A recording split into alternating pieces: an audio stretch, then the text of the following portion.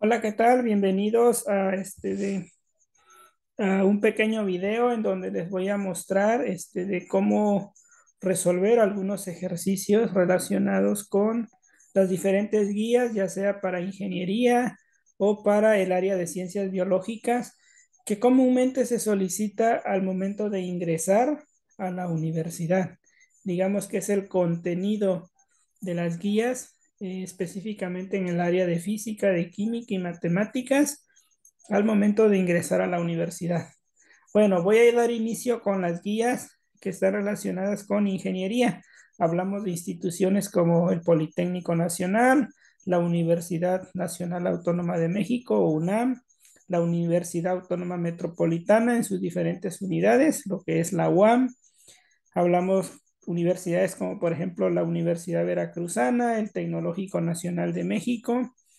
Este tipo de ejercicios son comunes en ese tipo de ingenierías y vamos a hablar también algo relacionado a la parte de el área de ciencias biológicas, principalmente la Universidad Autónoma Benito Juárez del Estado de Oaxaca o UAPJO, orientado hacia las carreras de medicina y enfermería, ¿ok? Y ahí vamos a hablar algo relacionado pues a este tipo de exámenes. Es un poco diferente un examen tipo WAPJO a un examen de ingeniería, principalmente por el tipo de matemática que se solicita. No obstante, el nivel de dificultad siempre va a ser similar porque aquí implica algunas habilidades como razonamiento lógico matemático, matemáticas, razonamiento verbal. Vamos a resolver algunos ejercicios y bueno, esto con la finalidad de que ustedes evalúen en un pequeño curso que voy a impartir, en un curso relámpago sobre de cómo enfrentar este tipo de exámenes, específicamente algunos tips que voy a dar en el curso. Aquí me voy a dedicar más que nada un enfoque a cómo se tiene que solucionar, a cómo tenemos que de alguna manera conocer. No obstante, en el curso vamos a ver tips, vamos a ver algunas herramientas, principalmente que nos van a permitir solucionar de manera muy rápida este tipo de exámenes. Entonces, bueno, daremos inicio. Aquí tenemos un ejercicio, ¿no? Nos dice, si 4 a la x es igual a 5, entonces 4 a la x más 2 es igual a... Bueno, pues este ejercicio lo vamos a solucionar aquí. Esto está relacionado con teoría de los exponentes. No olvidar que la teoría de los exponentes nos dice que si yo tengo un número x a la n por x a la m y lo multiplico, el resultado siempre va a ser x a la m más n. Un ejemplo, x cuadrada multiplicado por x a la quinta me va a dar x a la séptima. ¿Ok? O también me dice que x a la n, si yo lo quiero elevar a una potencia, o bueno, x a la n por x a la n, por ejemplo, o sea, dos veces, esto me puede quedar x a la n más n o x a la 2n. Un ejemplo, x cuadrada por x cuadrada, me quedaría x a la 4. ¿Ok? Bueno, entonces bajo ese esquema vamos a resolver entonces el ejercicio que nos dicen. Tomando en cuenta la teoría de los exponentes, entonces sabemos que 4 elevado a la x es igual con 5. Entonces nos dicen 4 a la x más 2, ¿cuánto será? Bueno, pues es muy sencillo. Tenemos 4 a la x, vamos a multiplicar por 4 al cuadrado, ¿verdad? ¿Por qué dijimos que esto nos tendría que dar 4 a la x más 2? Ya miramos de la teoría de los exponentes que los exponentes se suman. X por x, x al cuadrado, es decir, x 1 más 1. O x al cubo por x al cubo, x a la sexta, 3 más 3. Entonces, en ese sentido, si nosotros vemos esta parte, ya tenemos que 4 a la x es 5, ¿verdad? Si multiplicamos 4 al cuadrado es 16, entonces esta operación sería 50 más 30 sería 80. Y entonces el resultado es inciso B. ¿Ok? Bueno, ahora vamos a resolver el siguiente ejercicio. El siguiente ejercicio también está relacionado con teoría de los exponentes. Nos dice si m es diferente de cero, bueno, es mayor que cero. ¿Por qué nos dicen esto? Porque recuerden que todo número tiene que ser mayor que cero para tener raíz, es decir, puede ser cero, puede ser uno, pero la raíz de un número negativo es un imaginario, ¿sí? Entonces, por esa razón nos dicen que si o ese número que está dentro es mayor que cero, pues bueno, hay que encontrar esto. Para ello vamos a recurrir a algo que se llama teoría de los exponentes. La ley de los exponentes me dice que si yo tengo x, aquí x, la raíz enésima, en realidad esto lo puedo ver x, aquí hay un uno entre dn, ¿ok? Es decir, la raíz cuadrada de x en realidad significa x a la uno aquí entre el 2. La raíz de x, la raíz de x cúbica significa x a la uno que está aquí entre d, 3. La raíz de cuarta de x significaría x a la uno entre d 4. ¿Ok? En ese sentido, pues ya podemos resolver entonces el ejercicio que nos preguntan. Nos dicen que hay que simplificar, entonces, por orden matemático, pues voy a empezar a simplificar primero la parte interna, ¿ok? Entonces voy a simplificar raíz de m a la 8. ¿Qué significa? Pues ya ustedes notarán que sería m a la 8 entre de 2, ¿verdad? Porque aquí hay un 2.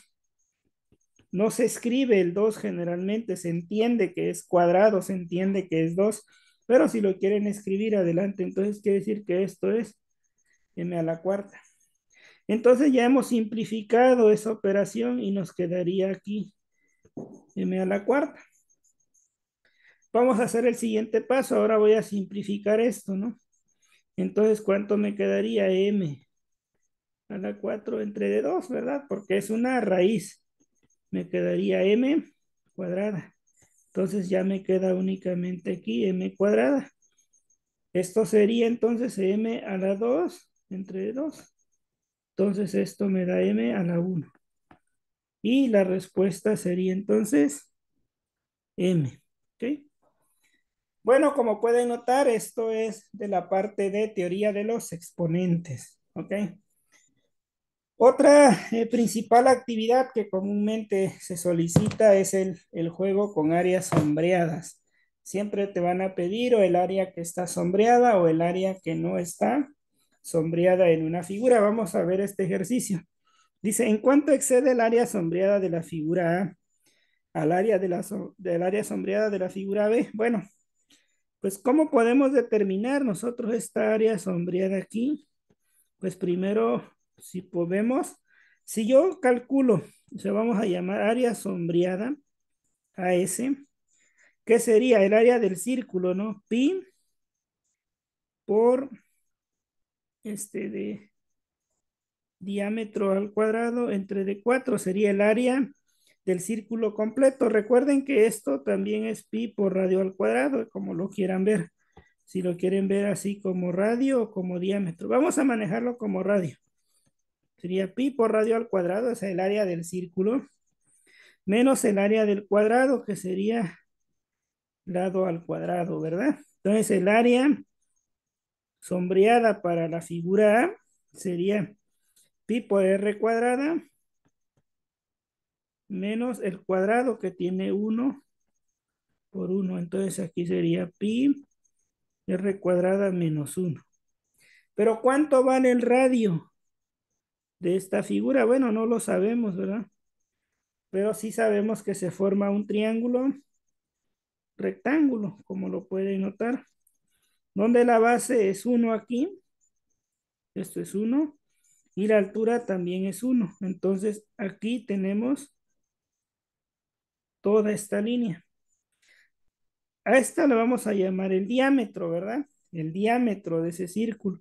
Entonces el teorema de Pitágoras nos dice que el diámetro sería igual al cuadrado de la suma de los catetos, ¿sí? bueno, al cuadrado de cada uno de los catetos. Y me quedaría que el diámetro es uno al cuadrado es uno al cuadrado es uno, entonces el diámetro al cuadrado es 2, el diámetro es raíz de 2. Pero yo necesito el radio, entonces recuerden que el diámetro es 2 veces el radio del círculo, es decir, el radio, aquí hay un radio y aquí hay otro radio, son 2 radios. Entonces el radio es diámetro entre de 2. Entonces el radio sería raíz de 2 entre de 2. Entonces el área sombreada sería pi radio al cuadrado raíz de 2 entre de 2 al cuadrado menos 1. Aquí me quedaría pi. La raíz con el cuadrado se va, me queda 2, pero aquí me queda 4. ¿Sí? Acuérdense que radio, bueno, la raíz con el cuadrado se cancela y me quedaría 2 cuartos menos 1. Entonces aquí me quedaría pi medios menos 1. Esta sería el área sombreada de la figura A. Ahora, ¿cómo calculamos el área de la figura B? Bueno, pues algo muy similar. Para el caso de la figura B, ustedes notarán que el área sombreada sería, pues, el área del cuadrado menos el área del círculo.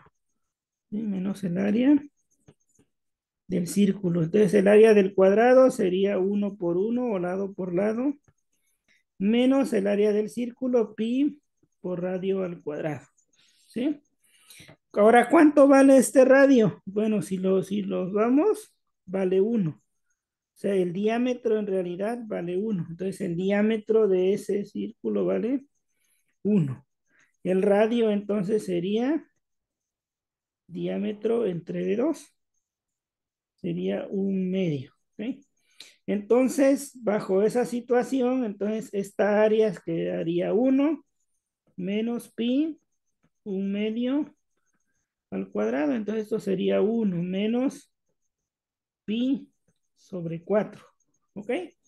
Entonces, el área sombreada sería esto. ¿Ok?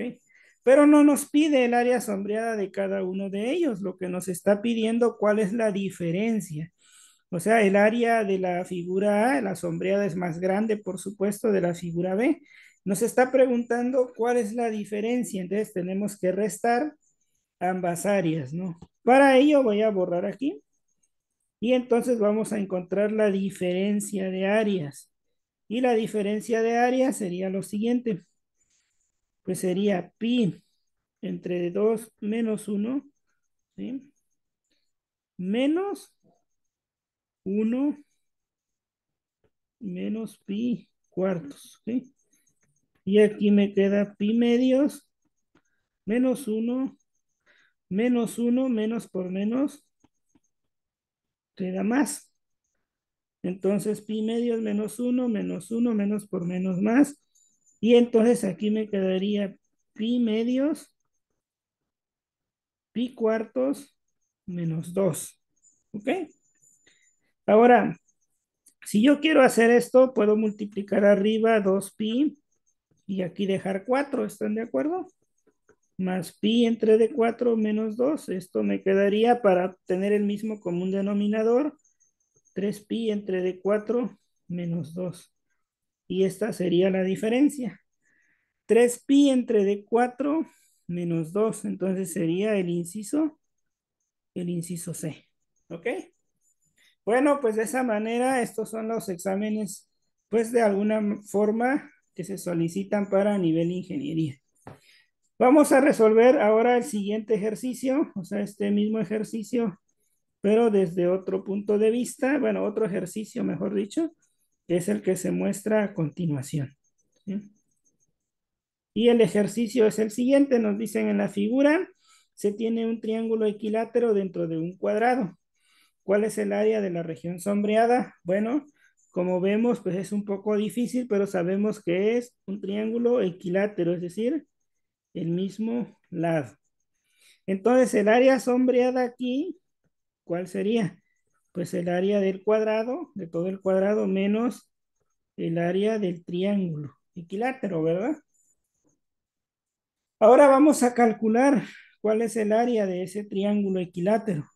Sabemos que el área del cuadrado sería 4 por 4 o lado por lado, pero el área del triángulo equilátero pues no lo conocemos. Lo que sí sabemos es que ese triángulo equilátero pues tiene, ¿de qué lados tiene? Pues tiene el lado 4, 4 y 4. ¿Cómo podemos calcular nosotros el área de un triángulo? Pues bueno, el área de un triángulo es base por altura sobre 2. ¿Sí? El área de un triángulo es base por altura sobre 2. ¿Cómo podemos calcular la altura? Ya conocemos la base que es 4, pero la altura la vamos a calcular con el teorema de Pitágoras. Sabemos que la mitad aquí sería 2. ¿Sí? Tenemos 2. Sabemos que esto vale 4 y aquí vale h. Entonces sabemos que 4 al cuadrado sería igual a 2 al cuadrado más h al cuadrado. De aquí despejamos h, sería 16 menos 4, queda 12, entonces h es raíz de 12. ¿Ok? Entonces aquí ya tenemos el área sombreada, sería 16 menos el área del rectángulo. La base sabemos que es 4. La altura es raíz de 12, como acabamos de encontrar, sobre 2. Y entonces el área superficial sería, bueno, el área sombreada, 16 menos 4. ¿Cómo puedo calcular raíz de 12 como en radicales? Como 4 por 3, ¿no? Entre 2. El área superficial sería 16 menos 4. La raíz de 4 es 2, me queda raíz de 3 entre 2. Se cancela y entonces esto es 16 menos 4 raíz de 3. 16 menos 4 raíz de 3 y viene en este inciso. ¿Ok? Y bueno, de esa manera ya conocemos el área sombreada. Ahora vamos a pasar a otro sistema que se va poniendo un poquito más complicado. Y aquí tenemos lo siguiente, nos dice que cuando x vale 10, ¿cuál es el perímetro de la siguiente figura? El perímetro, pues ustedes saben que son la suma de los lados. ¿Sí? Y bueno, ¿cómo vamos a calcular esa suma? Sabemos que sería el perímetro, sería 4x, es decir, este lado, más todo este lado, 6x más 15. Pero no conocemos este lado y tampoco conocemos este lado. Sabemos que esta pequeña cantidad vale x. ¿Qué es lo que se me ocurre? Bueno, vamos a hacer lo siguiente. ¿Qué pasaría si nosotros de pronto borráramos esta parte? Imagínense que no está. Entonces yo puedo extenderla, como que puedo bajarla. Y si están de acuerdo, me quedaría una X aquí y otra X aquí, ¿verdad? Y este lado es paralelo a este, entonces aquí me quedaría 4X. Y entonces ya tengo 4X de un lado, 6X más 15. Me quedaría nuevamente 6X más 15, es decir, toda esta sección. Y me volvería a quedar 4X más X, que son las dos pestañas que están quedando aquí. Y listo, entonces ya tengo el perímetro. El perímetro sería 4x más 4x, 8x más 2x, 10x, más 6x, 16, más 6x, 22x, más, aquí tengo 15 y 15, 30. Si x vale 10, pues son 22 multiplicado por 10 más 30. Esto sería 220 más 30. Y entonces esto equivale a 250. ¿Ok? Y bueno, ya de esa manera solucionamos este ejercicio. El siguiente ejercicio nos dice que un joven mide 6 pies de altura y su sombra mide 4 pies de longitud. Si la sombra de un árbol mide 24 pies de largo, ¿qué altura tiene el árbol? Bueno, esto se llama congruencia de triángulos o proporcionalidad. Yo tengo en realidad dos triángulos. Si ustedes observan aquí, se forma un triángulo y tenemos otro triángulo grande.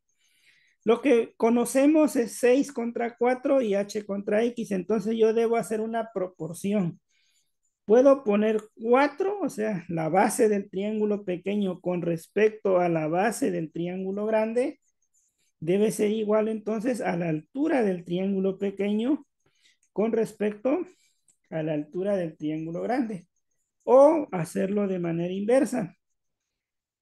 Primero, tomar la altura del triángulo pequeño entre la altura del triángulo grande y la base del triángulo pequeño entre la base del triángulo grande.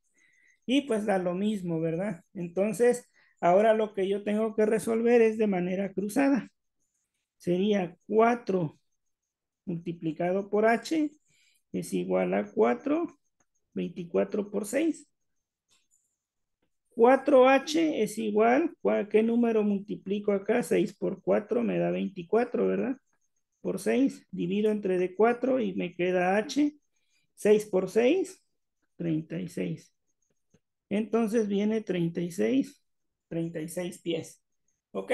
Entonces, ahora vamos con la parte de identidades trigonométricas. Se va poniendo cada vez más interesante, se pone cada vez más complicado esto. Y nos dicen que tenemos dos equivalencias o identidades trigonométricas. Y nos piden calcular este valor. Bueno, entonces para ello lo que tenemos que hacer es unir secante con tangente. Entonces vamos a hacer lo siguiente. 3 secante cuadrada de x menos 3 tangente cuadrada de x. ¿Sí? Más 5 cosecante cuadrada de x. Entonces, a ver. Yo creo que aquí falló un signo. Tal vez este de es un menos. No lo sé. No puede estar multiplicando porque entonces no podríamos de alguna manera trabajar. Vamos a considerar que es menos, entonces sería 5 cosecante menos 5 cotangente cuadrada de x. Si observan, aquí tenemos otra parte de la identidad. Entonces, si la factorizamos, en realidad esto se ve así. ¿De acuerdo? Y aquí me queda, si factorizo, cosecante cuadrada de x menos 5 cotangente cuadrada de x. Si vemos, esto dice que vale 1, ¿verdad? Es la identidad. Y aquí tenemos que esto también vale 1. Entonces aquí nos quedaría 3 más 5. El resultado es 8. ¿Ok? Como pueden ver, únicamente aquí hay que tener cuidado en la factorización y en la sustitución inmediata de las equivalencias. ¿Ok? Ahora vamos a pasar a una integral. Nos dicen que integremos esto. En realidad, aquí debe haber un fallo en la guía, pero es el símbolo de integración. Entonces, ustedes recuerdan que cuando llevaron cálculo, les dicen que la integración de b a la n diferencial de b, o si lo vieron como integración de x a la n diferencial de x, está lo mismo. Vamos a considerar esta última, es más común en los libros a nivel preparatoria. Y nos dicen que esta integral en realidad es x a la n más 1 entre d n más 1 más una constante. ¿Ok? Y bueno, aquí tenemos este radical. Vamos a hacer algo que se llama cambio de variable. Esta ecuación que tenemos aquí, raíz de x más 8 o de 8 más x diferencial de x, la podemos sustituir si hacemos un cambio de variable. Vamos a llamar b a ese cambio de variable x más 8.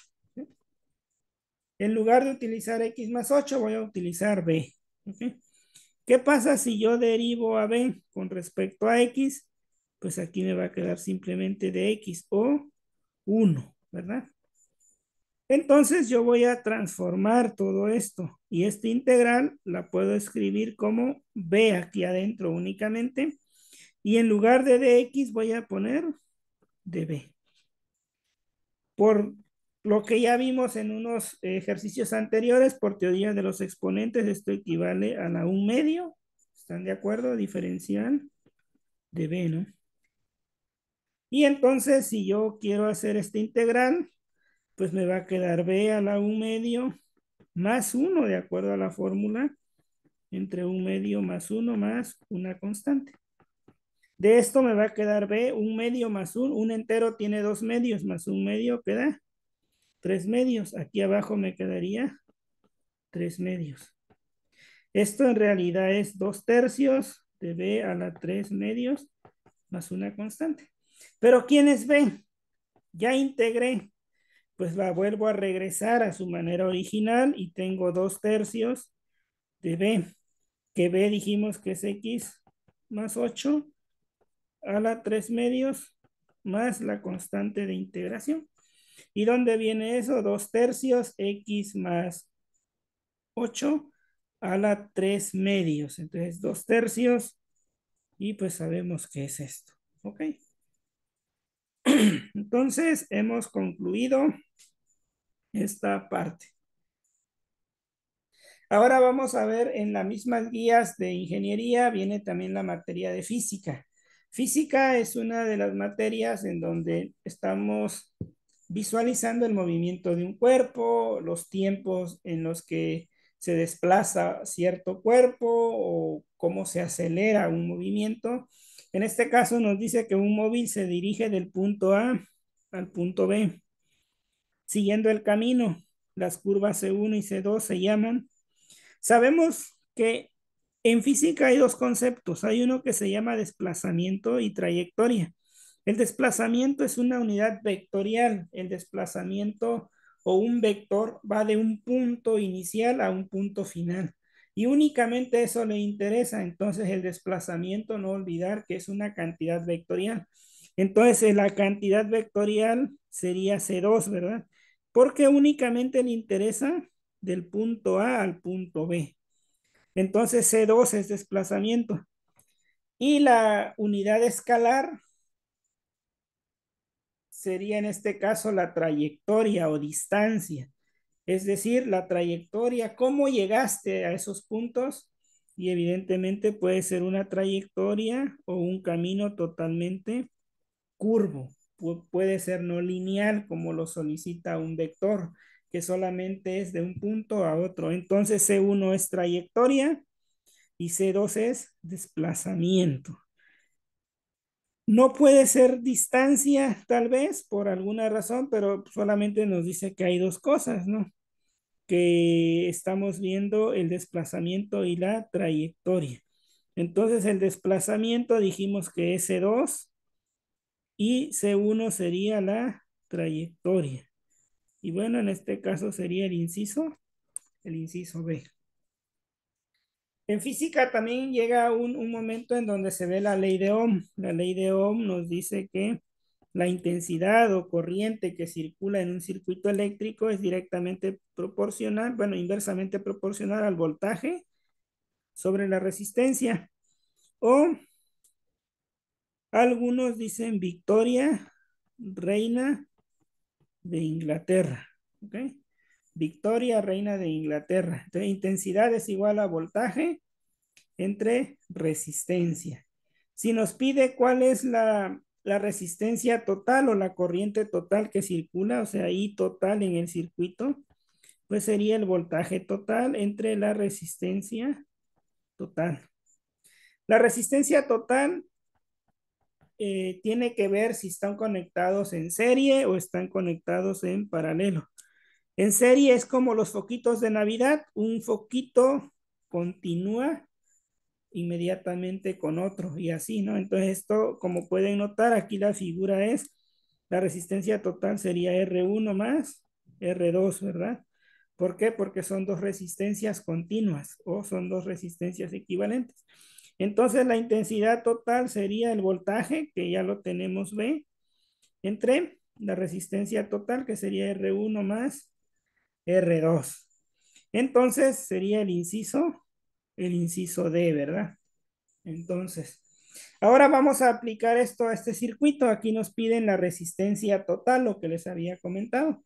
Entonces, la resistencia total, vean, este circuito está aquí. Esta conexión se dice que está en paralelo. No está como en esta manera, ¿verdad? Una resistencia seguida de la otra. Entonces, lo que tenemos que hacer como resistencia total sería, sería esta resistencia que vamos a llamar R1, ¿sí? Más, aquí vamos a poner R equivalente en paralelo. Es decir, esto está en paralelo y de aquí vamos a obtener una resistencia global. ¿Ok? Entonces la resistencia total sería 2 ohm más lo que resulte de este proceso. ¿Y cómo obtengo el equivalente de una resistencia en paralelo? Bueno, es la multiplicación de las resistencias R1, bueno, aquí hay que llamarle R2, R3. Sería el producto de esas dos resistencias, R2, R3, entre la suma de las mismas. Entonces aquí sería 2 ohm más 4 por 6 entre de 4 más 6. Me quedaría 2 más 4 por 6, 24 entre de 10. ¿Ok? Y esto me quedaría 2 más 2.4. Esto quedaría 4.4 ohms. Y ese resultado viene aquí, 4.4 ohms. Eso es la resistencia equivalente a ese circuito. Estos ejercicios en particular son de la guía de la UNAM.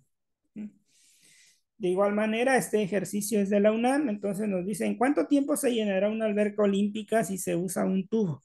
Quiere decir que aquí tenemos un tubo en el que estamos llenando una alberca, ¿verdad? Y la alberca nos dicen que tiene la siguiente capacidad, su volumen sería 50 metros por 25 metros por 3 metros. ¿Qué volumen en realidad tiene? Pues bueno, en ese sentido sería lo siguiente, 50 por 25 por 3.750 metros cúbicos, ¿ok? Y bueno, ¿cuál es el caudal que llega aquí en esta tubería? El caudal, no olviden que esto es de hidráulica, es el área multiplicado por la velocidad. ¿El área de quién? Del tubo. Entonces podemos utilizar pi diámetro al cuadrado entre de 4 o pi por radio al cuadrado, como ustedes gusten, multiplicado por la velocidad. Aquí tenemos pi. El diámetro nos dicen que es 40 centímetros, que convertido a metros sería 0.4 metros. Utilizar las unidades del sistema internacional, no hay que olvidar eso, por 4 metros sobre segundo. Entonces 0.4 por 0.4 o 0.4 al cuadrado por pi, 3.1416 entre de 4 por 4 me da 0.502 metros cúbicos por segundo. Este es el caudal que llega. Entonces, el tiempo para llenar eso sería el volumen entre el caudal, 3.750 metros cúbicos entre el caudal, 0.500 metros cúbicos sobre segundo. Y nos va a quedar en segundos. Los 3.750 entre de 0.502 son 7.470.11 segundos. O si lo queremos en horas, no olvidar que una hora tiene 3.600 segundos y eso nos queda 2.07 horas. Entonces es el inciso el inciso D. ¿Ok? Otra cuestión importante son los equilibrios estática. Entonces nos dice, ¿qué masa se debe colocar en el punto A de la figura para mantener la barra de peso despreciable? Es decir, que la barra no contribuye. Eso es muy importante. Si nos dan un peso de la barra cuando se hace el diagrama de cuerpo libre, lo tenemos que tomar en cuenta. Vamos a hacer entonces el diagrama de cuerpo libre de este sistema. Vamos a tomar en cuenta el punto de apoyo. Aquí está el punto de apoyo. Y nos dice que la barra pues está en una determinada posición. Dice qué masa se debe colocar. Vamos a pensar que cada uno de estos cuadritos no nos dice las distancias, pero vamos a pensar que es 1 metro, 2, 3, 4 metros, 1, 2, 3, como 4 metros. Entonces, vamos a pensar que esta distancia en realidad aquí hay un peso, ¿no? Un peso que le vamos a llamar WA. Y entonces esto está a 4 metros de distancia. Luego tenemos un peso a 1 metro de distancia. De aquí tenemos 1 metro y tenemos un peso de 4, bueno, una masa de 4 kilogramos. Y ahora del otro lado, en una distancia también de 4 metros, 1, 2, 3, 4, tenemos 2 kilogramos. ¿Okay? Bueno, ustedes saben que para eso se dice que la sumatoria de los momentos o torques, sumatoria de momentos es igual a 0. ¿Y qué significa el momento? Brazo de palanca por distancia, es decir, desde un punto de apoyo, que sería este punto aquí, veo qué distancia hay hacia la fuerza y lo multiplico. Y si es hacia abajo, pues da negativo. Entonces nos dice que qué peso debemos colocar para de alguna manera mantener este equilibrio. Entonces, en ese sentido, tenemos que la suma de momentos con respecto a todo esto tiene que ser 0. ¿Qué quiere decir? El momento, no olviden, es la fuerza por el brazo de palanca. Esto de manera de no vectorial, ya en la universidad van a ver esto más riguroso de manera vectorial. Pensemos que de manera de magnitudes es esto, ¿no? Entonces vamos a pensar, si nuestro eje de apoyo es este punto, entonces yo tengo una fuerza que sería el brazo de palanca, 1 metro, bueno, sería 4 kilogramos. Hay un momentum, 4 kilogramos por 1 metro, ¿de acuerdo? Y es negativo, ¿verdad? Porque el peso es hacia abajo. Luego tenemos otro momentum que sería 4 metros, mejor dicho, sería WA, que no lo conocemos, por 4 metros. ¿Ok? Esos son los dos momentum con respecto a la derecha, digamos, de ese punto de apoyo. Ahora los momentum a la izquierda sería menos 4 metros, ¿sí? Menos 4 metros. La distancia ahora es negativa, esa es este punto, menos 4 metros o, bueno, menos 2 kilos por menos 4 metros. Y esto, pues evidentemente debe ser 0. ¿Por qué 0? Porque está en equilibrio. Entonces aquí nos queda menos 4 kilogramo metro, menos 4 WA, más 8 kilogramo metro, igual a 0. Entonces aquí tenemos menos 4 kilogramo metro, más 8 kilogramo metro, es igual a 4 WA. Y aquí me quedaría 4 kilogramo metro, igual a 4 WA. WA sería entonces 4 kilogramo metro entre D, 4 metros, quedaría 1 kilogramo. Entonces, 1 kilogramo debo colocar en el otro peso. Es decir, aquí debe haber 1 kilogramo. Y vamos a ver si es cierto. 4 por 1, pues aquí sería 4. 4 por 1 también sería 4. Sería 8 de este lado. Y de este lado 1, 2, 3, 4. 4 por 2, 8. 8 y 8 y entonces todo está en equilibrio. ¿Ok? Pues bueno, eso es la parte de estática. Ahora vamos a ver la parte química. En la parte química, pues vamos a ver rápidamente, dice, de las siguientes reacciones, ¿cuáles son de combustión? Esto es muy importante recordar que una reacción de combustión debe tener un elemento o una sustancia que sea orgánica, es decir, que tenga carbonos, que tenga hidrógenos, que tenga oxígenos, fósforo y azufre, el famoso CHOMS. Bueno, con nitrógeno, ¿verdad? Carbono, hidrógeno, oxígeno, nitrógeno, fósforo y azufre. ¿Sí? Y entonces debo buscar que haya una molécula orgánica, pero que reaccione con el oxígeno. ¿Sí? ¿Y cuáles son los productos de una combustión? O de eso siempre va a ser CO2 más agua. Entonces, para ubicar las reacciones de combustión, yo debo ubicar algo que tenga carbono e hidrógeno inicialmente. Este que tiene manganeso no puede ser, ya esto ya no puede ser. Y el producto debe de estar, bueno, mejor dicho, y el CO2 y el agua debe de estar del lado de los reactivos. No olvidar que una reacción química es A más B que produce productos. Estos se conocen como reactivos, estos como productos. Los productos deben ser CO2 más agua. Si ven aquí, está del lado de los reactivos, entonces tampoco es.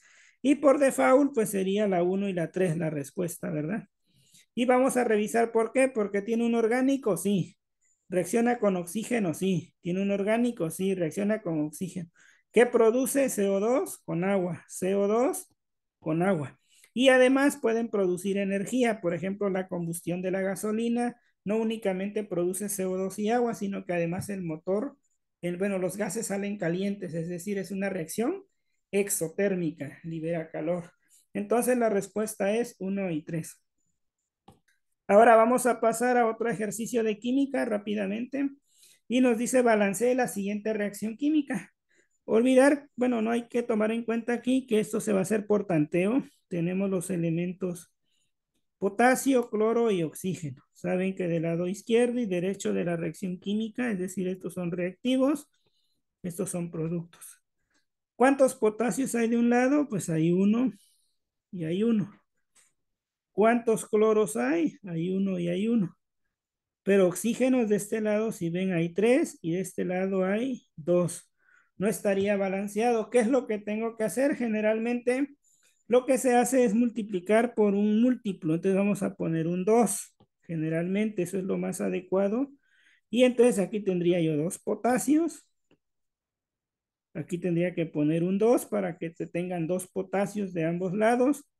Aquí habría dos cloros de ambos lados y dos cloros de ambos lados. Pero 2 por 3 me daría 6 oxígenos. Entonces, ¿qué número debo poner aquí para que haya 3 oxígenos? Bueno, 6 oxígenos, pues 3 por 2, ¿verdad? Entonces también 6.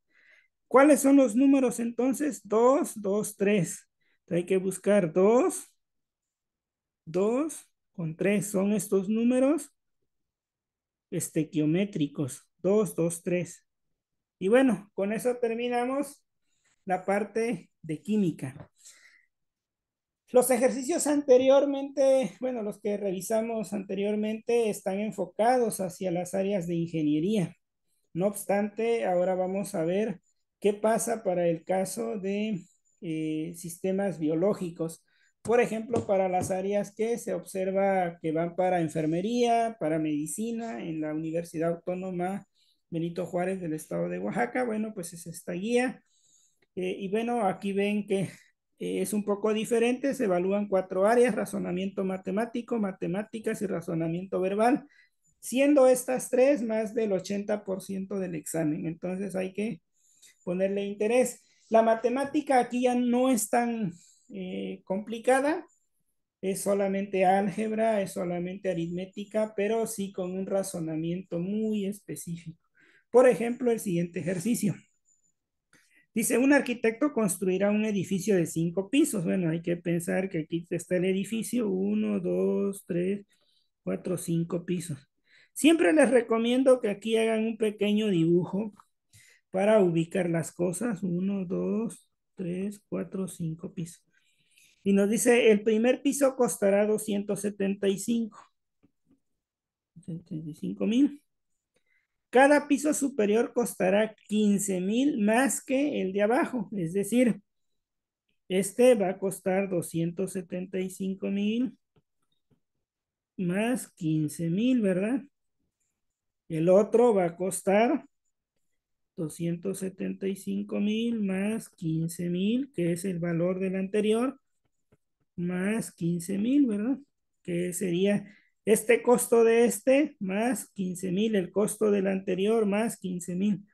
Aquí sería 275,000 más 15,000 más 15,000 más 15,000.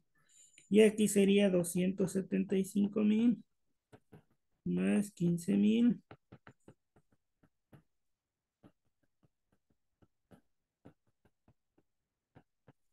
Ok, entonces si vemos el resumen, cuesta esto, sí. El anterior más 15,000. El anterior es esto más sus 15,000. El anterior de esto es esto más sus 15,000. El anterior de esto es esto más sus 15,000. Y bueno, ¿cuánto es el total? Pues hay que hacer la operación. Si observamos, sería ¿cuántas veces 15,000? Bueno, 275 por 5. 275,000 por 5 sería de 1,375,000.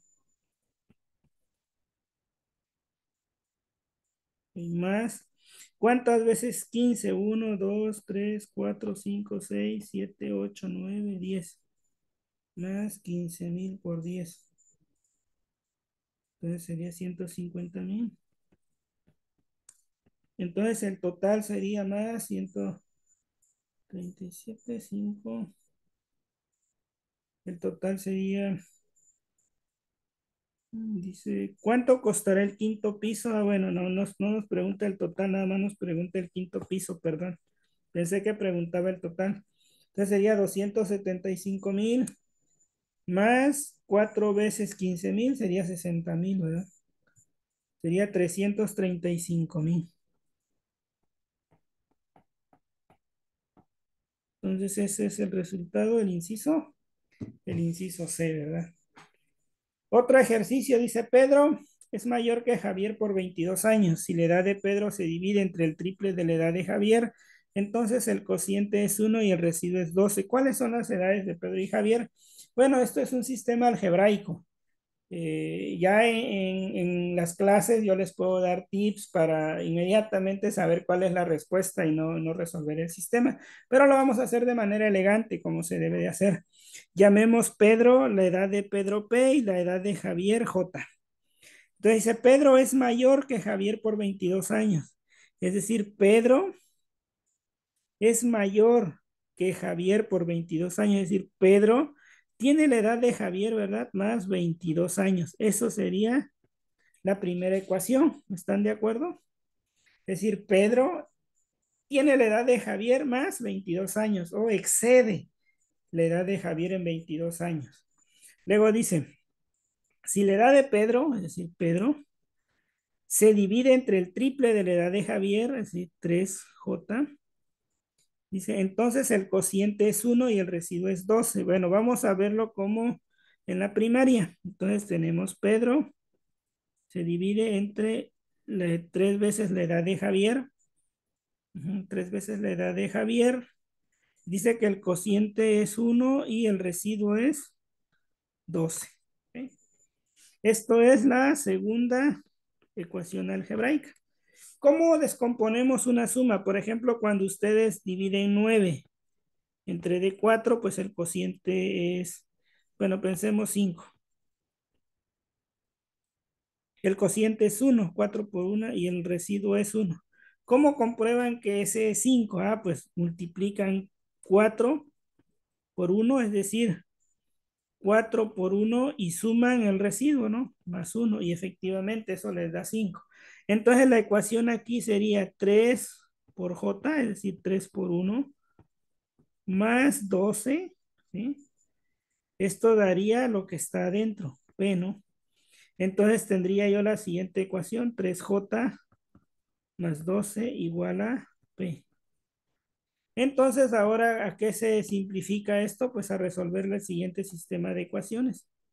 P es igual a J más 22 y también P es igual a 3J más 12. Esta es la ecuación 1, esta es la ecuación 2, el sistema de dos incógnitas.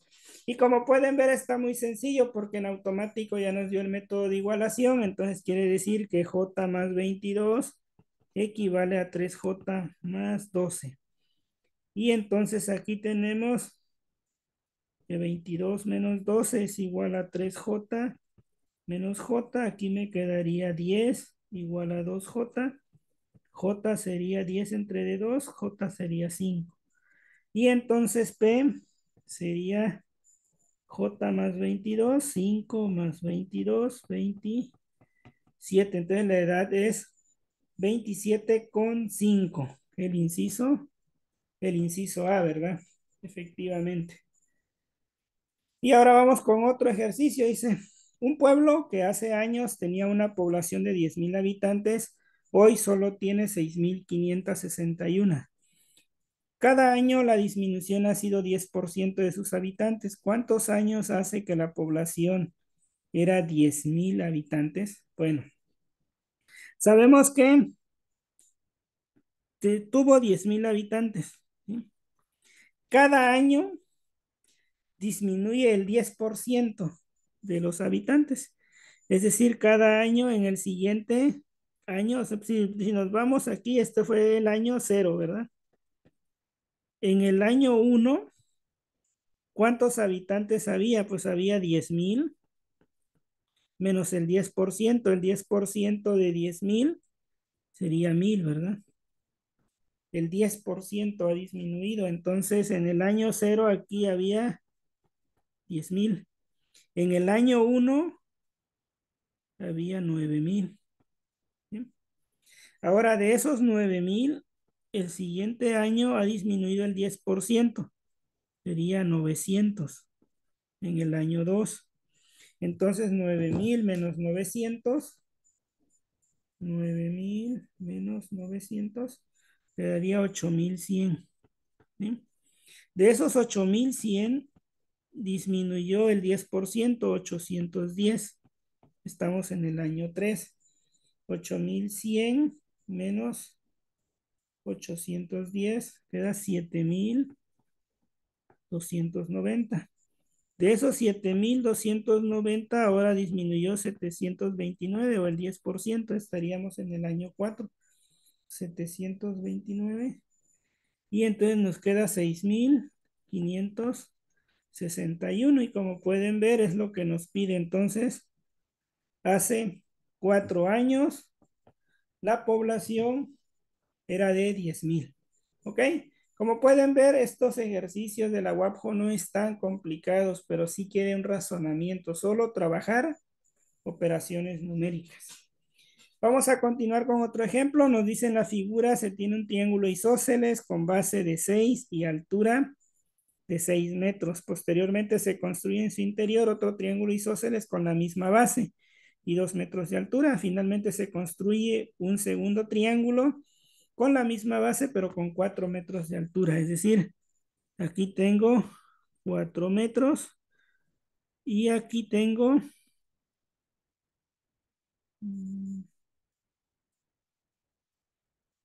Ok, entonces aquí sería 2 metros, aquí sería 4 metros. ¿Ok?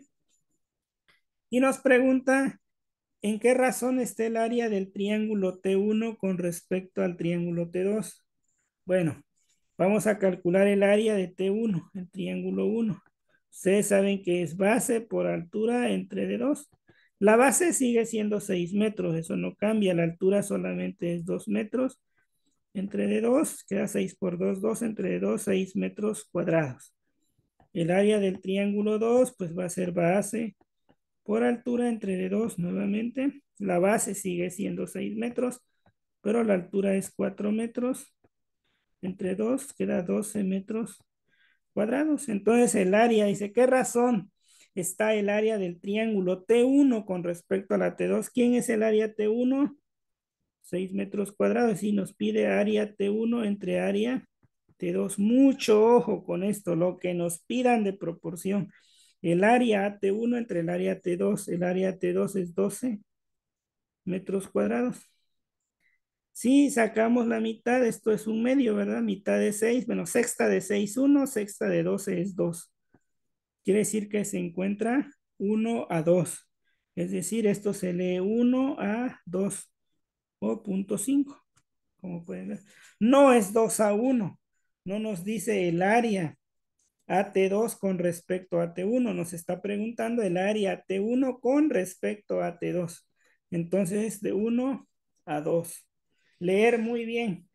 Dice, un ingeniero necesita entregar un edificio terminado en 20 días, por lo que requiere contratar un mayor número de personas para lograrlo. Si en ese momento tiene 36 y calcula que harán 30 días.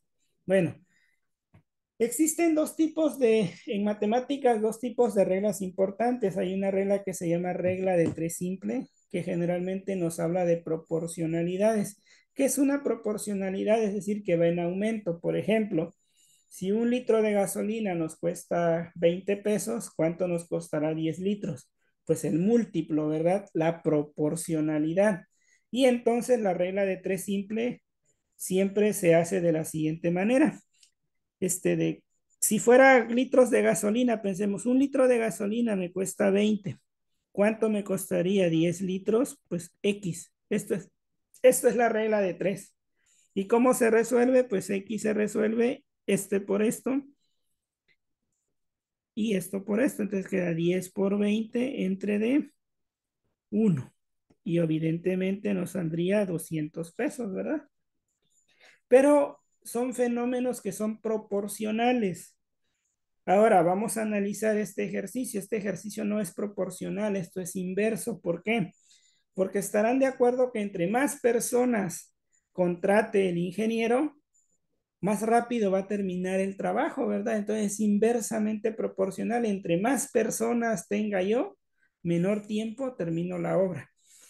La, la regla nos dice que vamos a escribir una regla de tres simples normales, pero no vamos a resolver como lo acabamos de hacer, sino lo vamos a resolver de manera inversa. Vamos a ver cómo. 36 personas dice que hacen en este momento los 30 días. Entonces ahora 20 días, ¿cuántas personas lo van a hacer? Bueno, vamos a calcular. Cuando se habla a la inversa, ahora se multiplica así. 36 por 30 entre de 20. Ahora se hace así, no se hace de la otra manera. ¿Por qué? Porque tienen que visualizar qué tipo de proceso estamos viendo. Y esto nos da 54 personas. Pero ojo, ya tiene 36 personas. ¿Cuánto es? O sea, para hacer ese trabajo en 20 días se necesita 54. Pero él ya tiene 36 en este momento. ¿Cuánto es lo que tiene que hacer? Pues bueno, tiene que contratar 18 personas más, ¿verdad? Entonces, la respuesta es el 18. Y bueno, con esto terminamos. Con esto ustedes pueden ver y evaluar de manera directa, pues, cómo son los tipos de exámenes. Toda la parte de ingeniería la pueden ubicar para escuelas navales militares, escuelas del ejército en la Ciudad de México, ahí pegado creo Campo Marte se llama, pegado al Auditorio Nacional, ahí está la escuela del ejército. Está aquí en Marina, en Antón Lizardo, Veracruz, está la otra. Ahí presentan el Examen 2, pero son cosas muy, muy similares.